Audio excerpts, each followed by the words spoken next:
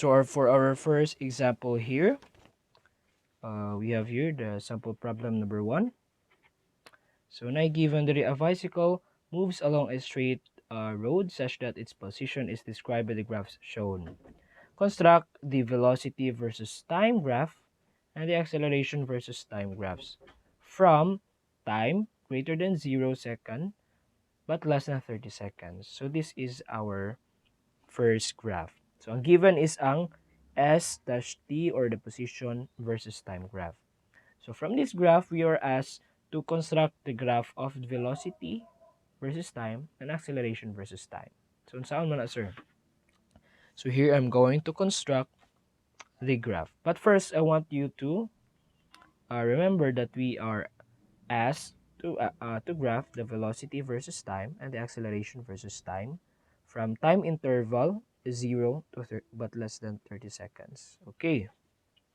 So this is, let's say this is the graph, the position versus time graph. So on the x-axis is the time, as always, in seconds.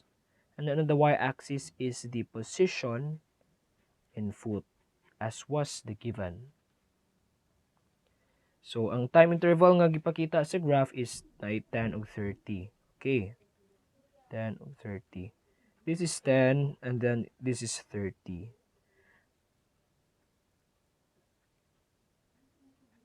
So, at so giingon diri at time 1, let's say ang initial time given which is 10 seconds. Ingon siya nga ang position at 10 seconds is 100.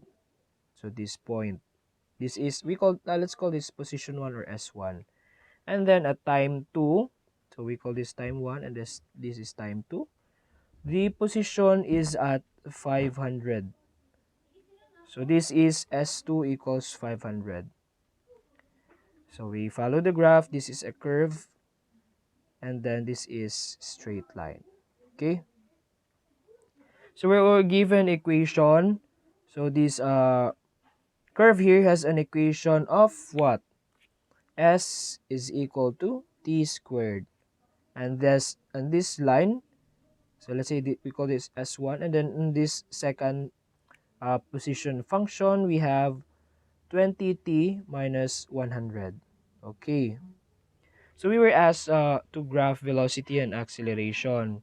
We know that there is a relationship between position, velocity, and acceleration. So velocity is just equal to the derivative of position with respect to time, and that the acceleration is just the derivative of the velocity with respect to time.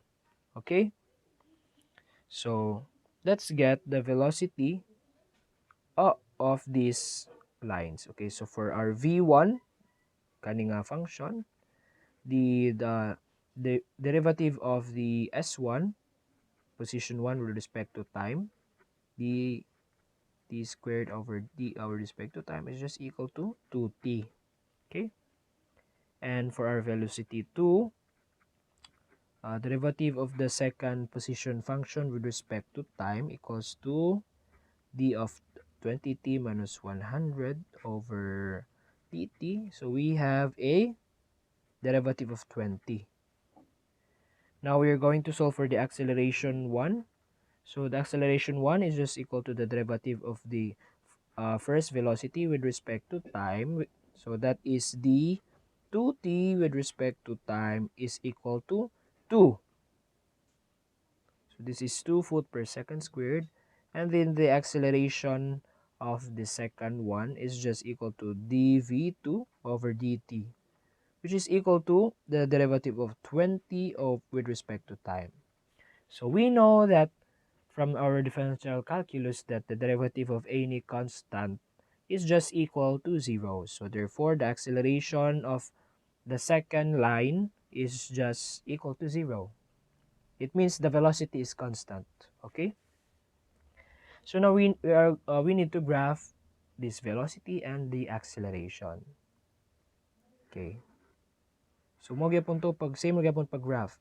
So this is the velocity versus time graph. So ang x-axis is time, the y-axis is the velocity. So this is imperial units. So our unit here is foot per seconds.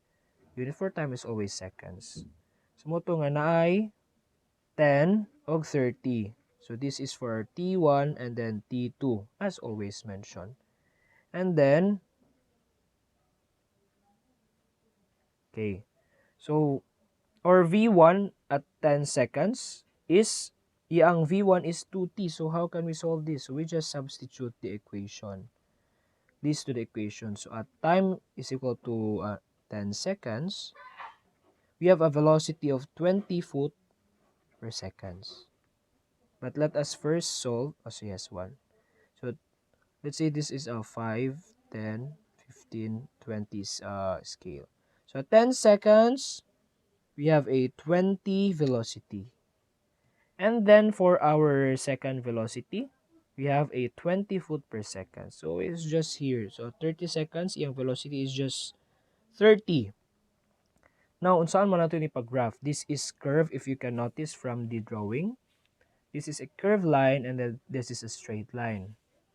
So, unsa may i-graph na to? I-curve ba gyapon nato ni siya or straight line or what? Okay. So, for our first, so natay lain nga degree sa curve or line. So, we have first degree line, second degree line, third degree line, so on and so forth. So, ang itsura ni first degree line is just a straight line. Okay? Something like that. For our second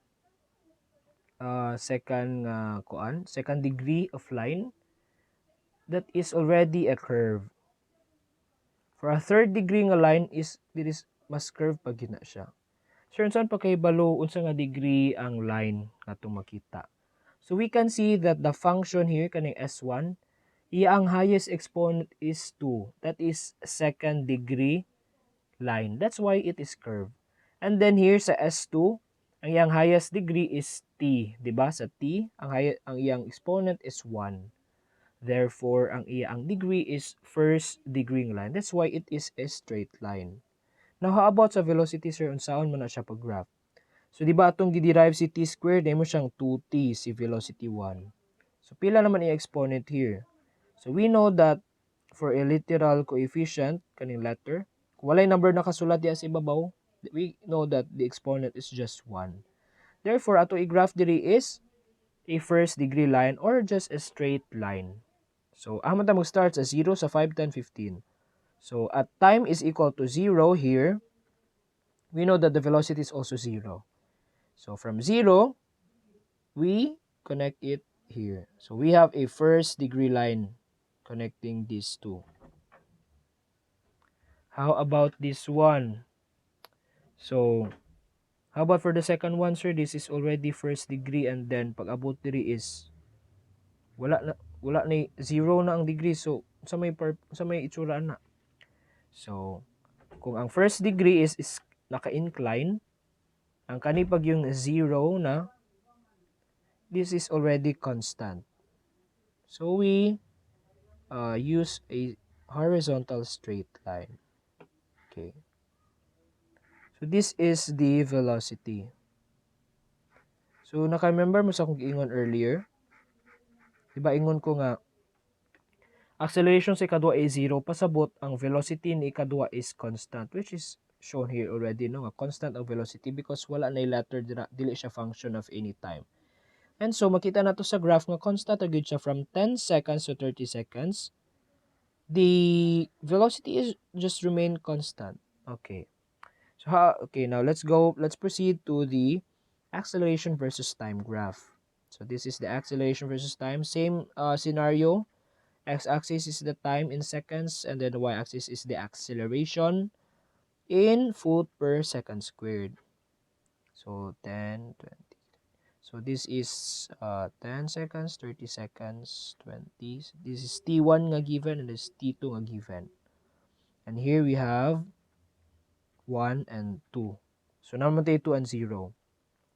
So, at A1, at 10 seconds, ang acceleration is 2 foot per second squared.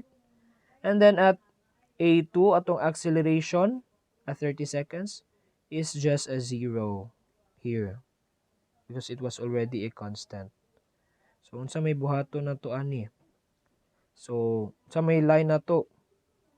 So this is already constant, no? No function at time at t is equal to 0, 1, 2, 3. So from 0 to 10 seconds, acceleration is 2. So this is inclined first degree. So wala na siya degree, this is 0. It means this is already a constant acceleration of 2 from 0 to 10. And then what happens here? 0 naman siya, sir. So from 10 seconds to 30, 0 na acceleration. That's why it looks like this na dayon.